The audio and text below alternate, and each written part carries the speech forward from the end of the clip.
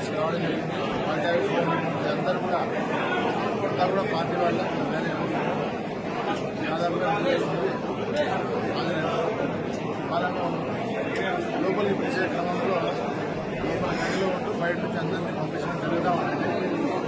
దీనికి 2-3 పార్టీలు అంటే ఎంట్రన్స్లోనూ వాళ్ళు ఒక గుంపుగా వచ్చి మాకు ఆ గ్రూపుల్లో కొన్ని రెగ్యులరైజ్ చేస్తూ మనుషులు లోపలికి పంపించడం జరిగింది.